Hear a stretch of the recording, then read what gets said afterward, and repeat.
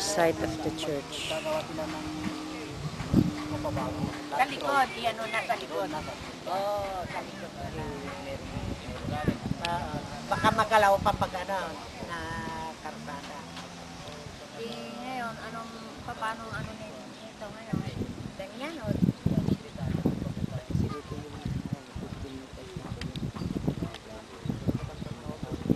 Ito, 25 meters yun. Hanggang doon sa poste naman yun. Pag magpapatayo na tayo, mga gaano tayo ng 15 meters din mula sa Yun doon. kasi doon po ang dulo. Parang ano siya. Wala palaki. Kapalit pa siya. Hindi, parang rectangular ang Rectangular.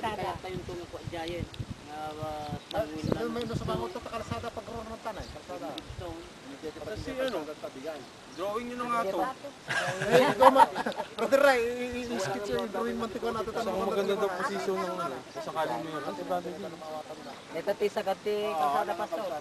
Dito alam nyo rin. Sa akin ay, yan ang harapan. Habali aking kukuntan, habali aking kukwa. Duwa nga lote ito manipay ta. Kukwa dadya ko dadya matangan medyo nga lote. Ano nagatagtay? Kaya magatang na kayo. Pwede yung matakpan na ito. Aanin nato ng kas pangarigan. I-sacrifice ko dahil ito nga kwa nga pamot lang sa ito. Yung sulang ta Dito daw magtatayo ng ano. Dito mo kasi maganda itayo yung pintuan. Dati mo pinutin na pinutin to. Hindi, patay mo daw patay mo ng tao mo. Patayuan, pwede mo yan. Hindi ito permanente.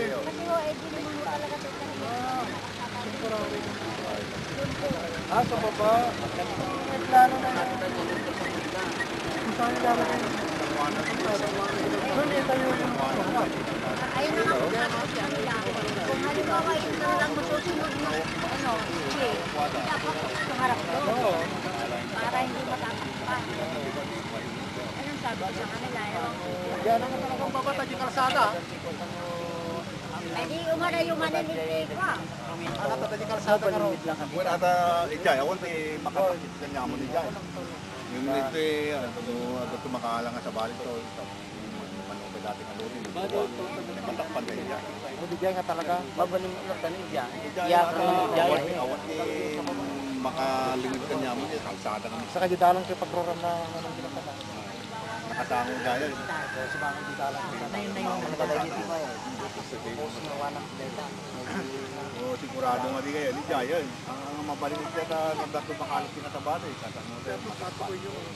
Talagang mabait. Iyakarto ka na eh. Nabantayan na tayo.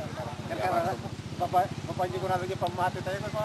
Kararag na siyang pwedeng hanga temporary. Temporary nga eh. Awan temporary dyan. O, so nga, bigyan yung May isang Pangarap may na isang nila, hindi yung tama namin Ito, halo black ang mga may isang balinig. Permanente pangarap na brother. Halo black mo. may isang gastos sa langan. Malay mo kung maawa sila sa atin. Hindi awa. Grasya, may grasya ng Panginoon. Hindi awa. Bigyan sila ng awa ay kawawa. Hindi dapat Kapay awa. manope kaluti dato. Hindi yan at kalsada. Pangit yung awaan ng data kalsada ka may sangalot mangpalang ti manipod dito 25 ang ganad ta kalsada data. Siguro, dati may isang kaluti dati kan may isa. Doon kaluti pa eh. Doon nga lote ay kalsada. Ipopost natin sa website, malay nyo may mag-donate. Amen. Talagang Kaya po binibidyo natin to eh. doon na pastor, hindi na temporary to. Doon na sa ano ng kalsada, harapan ng kalsada. Sa baba na.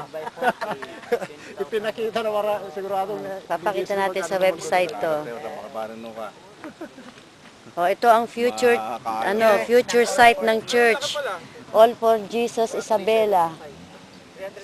Sa bagay no kuma nagda ko mati kwarta. Bulugan. Dati ko na ide ginatang ko dato. Sa nabayag dato yung kuan nagatangin 10,000 pa lang ide may isa. Intatan 20,000. Kita tayo no hulugan. Ang kulang amote.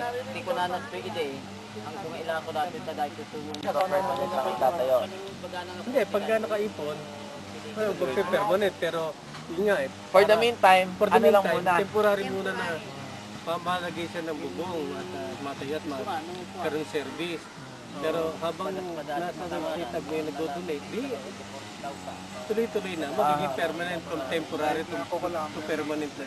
Hindi mo ba pag kung temporary halimbawa kawayan, mga kawayan lang. Okay kung i-permanent, di ibabagsak ulit yun at so papalitan ng bago. Pupundo mo na siya ng concrete. So ibabagsak na yun. importante na kayo. Patian lang muna para at least yung mga member Makaka-attend na. Makaka-attend na. Place ng gathering. kasi alisin na yata yun naman.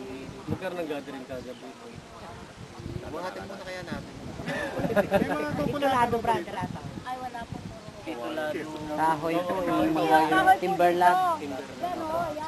Timberlag, nara, dyan sa banda dyan. Nara?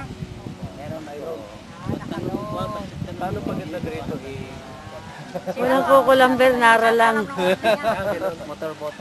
Lalong maganda. Wala ditong kukulamber, nara lang. yung parting hulit lang. Ay marami talaga ang nara dito. Diyan sa kabila ng Bawal kung may naka ano sa Kasi lang, huwag niyong papalamasin. Dadala lang ng highway lang. mula doon sa sa bundok sa pagubatan pinapakita ng kalabayan. Ay, troso? Saan pinatitistis? Doon naman yung brother. Tablon lang. Parang inaano lang nila yung kaya nila ng kalabaw.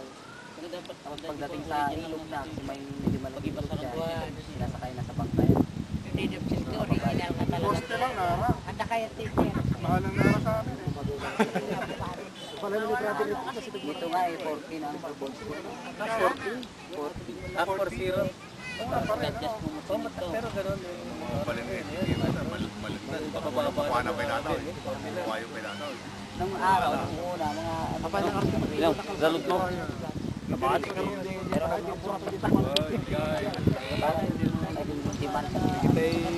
Transaksyon ko, awaran na bali din. Yung pinyalang nara yung lumanan. Talwar na data ni dati yung balik na data, damot lang kali na data.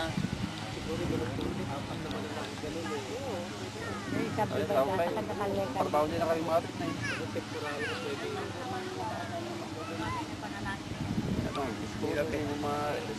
Pastor, kaibigan niyo yung magulang ng ano ko, asawa ko, yung Pastor Rugasiano Molina sa dito. Yung tatay. Yung tatay mo noon, magkaibigan sila. Sino po? Dahil ano siya district superintendent na yata si ano noon, Sino po yung ano Yung matanda. father ko po sa Bicol Rachel. No? Ilan taon na po ba kayo? Ako, 51 ako. 51. Ay, hindi niya kilala. Buhay pa yung father niya. Hindi na. Matagal na rin yung patay.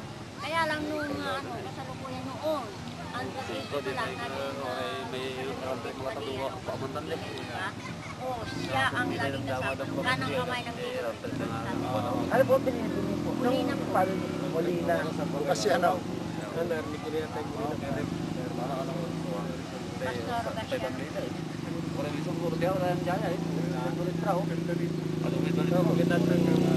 Pastor Rugasiano.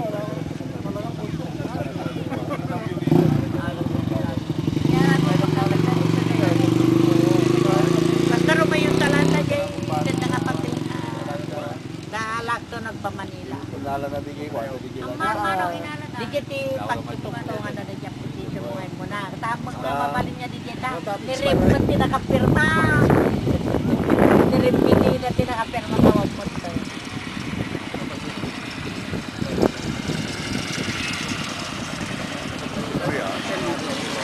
Gulig-lig.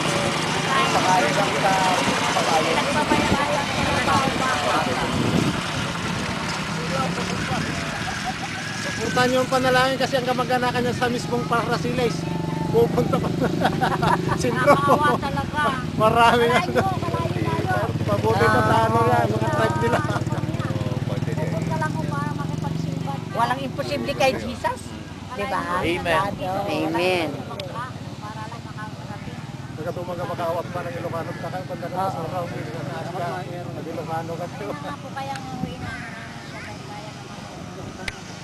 Parang kami ang nandito, siya naman ang lalot higit.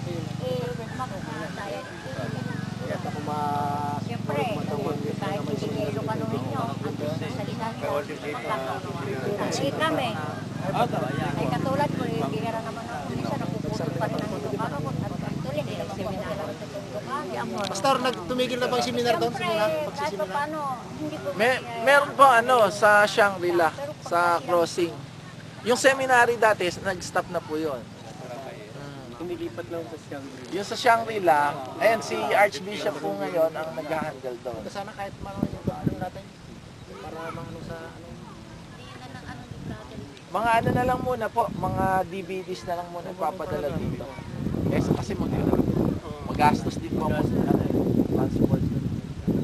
Tama yun, DVD po kasi. Saka yung meron yung mga ano, pastor, yung mga books na po. homeschool na lang talaga. Wala po tayong books for distribution at the moment. Pero Brother Edmond, may ginagawang outline si Rev Bishop Eugene. Oh, yun po. Kung matapos, tsaka namin padadala kung matapos. Ginagawa pa lang ko yun. Malapit na raw matapos. Tatapos na yun. Kasi kung nakaka-encounter ako ng mga Vatican na ako na natalo kasi. Hindi mo ma-defend yung yung ating... Alam ko yung point of view, kaso lang hindi ko alam kung saan. San makita, San Hindi ko Bert. alam kung saan ko. Kaya sa chapter. For the meantime, Brother Ray, habang hindi pa dumadating yung DVD, so kung ano man yung basta magbasa ka lang daily. Tapos mag-pray ka kay Jesus kung anong gusto niyang padala sa'yo na message. Kasi doon pa lang pag nagbabasa tayo, may i-reveal si Jesus na message sa'yo. Mafi-figure out mo doon kung ano bang gusto ni Jesus na message na dalhin ko. Ayun. So makakagawa ka ng message. Initially talagang mahirap gumawa. Tapos eventually, pag lagi kang pinapractice mo, basa ka ng basa, makakabuo ka ng message. Minsan yung halimbawa wala si pastor, kailangan may sakit na papanalangin. Sabi ko, pag-release ako kay pastor, Kunin mo yung cellphone. Bigay ka nga ng ano, Verse. ganito, ganito. Oo. Kaya nangyayari yon pagka hindi nga systematic yung ating Bible reading. Kaya dapat, ibig sabihin, organize yung pag ano mo, everyday may i-cover kang ano, ilang chapter ikinocommit mo kay Jesus everyday na babasahin mo. So, alam mo, commitment mo kay Jesus, 3 chapters everyday sa Old, 3 chapters sa New. O di, after a year or 2, isa o 2 taon, na-cover mo na yung buong Old and New nun. Yung Old nun, na-cover mo na kung 2. Kung sa 1 chapter nga lang per day, di ba yung inano ko kahapon? 1 chapter lang sa Old, saka sa New, per day, 2 years and 7 months. Ayun. Isang chapter lang yun. 2 years and 7 months, naka-watch ka Natapos ng, na. natapos mo na ang Old Testament ng Old once. Yung New Testament, thrice na. Christ. O anong benefit nun? Ano para ka nanood ng sine, tapos ngayon may kaibigan kang lumapit, paglapit siya sabi, oh brother Ray, napanood ko rin yung pinanood mo, di ba yung bida namatay? Yun pala, ang storya, hindi namatay yung bida. Napanood mo rin, so hindi nga na niya sasabihin mo, mali yung kwento mo, hindi namatay yung bida. Alam mo. Yun, so alam mo na yung storya dahil na-cover mo na yung buong Old at saka New Testament. So, kumbaga napanood mo na yun sa sine, nabasa mo na yun. Familiar ka na, hindi mo man alam yung verse, alam yung story. So, hindi ka na maloloko ng iba. So, kung at the moment, nahirapan ka mag-memorize, di pwede mong, sabihin mo dun sa kausap mo, o hindi ba, sabihin mo sa kanya, nagbabasa ka bang Bible? O kung nagbabasa ka ng Bible, alam mo ba yung story ganito? So, kahit hindi mo alam yung verse, may ikukwento mo. Alam ba, dito si Job, nanalangin sa Panginoon, ganon. So, kukwento mo yung storya kahit wala yung verse. Yun. So, kaya maganda, nakukover natin ang Bible pagdating ng panahon. So, mag-commit ka kay Jesus ng babasahin mo daily sa Old sa New. So, for the meantime, na wala pang learning materials na dumadating sa'yo, yun muna gawin mo. Basa ka lang. Tapos, syempre magme-message ka. Maganda na bago ka mag-message, maglagay ka ng title. Doon iikot yung discussion mo. Halimbawa, title mo, Salvation. Sulat mo, heading mo, title mo, Salvation. Ngayon, magbabasa ka ng Bible. Titingnan mo yung mga verses doon na patungkol sa salvation. So, doon lang iikot ang topic mo, salvation lang, purely salvation. So, di may message ka na about salvation. O kung gusto mong brother, di gawa ka na naman ng title. So, doon ka lagi magsisimula sa title. Dahil pag may title, hindi iikot-ikot yung topic. Confine ka doon. So, mas maiintindihan ng listener. May pupukus mo yung message mo sa isang hindi yung Alat. Hindi Saan maintindihan. Meron din naman ganun, dahil meron namang ganun ang technique nila. Gusto nila, nagwa-wonder. Kanya-kanyang technique yon. Kaso hindi maintindihan. Pagulo. Hindi mo unawaan. wala yung focus sa message. Okay kami. Oh, Lord bless po sa inyo. Pastor, magkanawan. Lord bless po. Brother Ray, sa inyo lang tayo. Sige. Wala. Salamat po nagpasyar yung kanya. Pag lagi kita damog-dam kakuyog na nga Ilocano. Siguro na umadamanan ko ang kanya nakaumay dito gumawa. Sasa nga si Ano na umawang kayo tulay. Siguro na umawang kayo. Magmantago, purang ano, di ba na kakuyog na nga Ilocano. Ninina ko, tinulilo ka to. Basit lang, tamo. Wala na yan.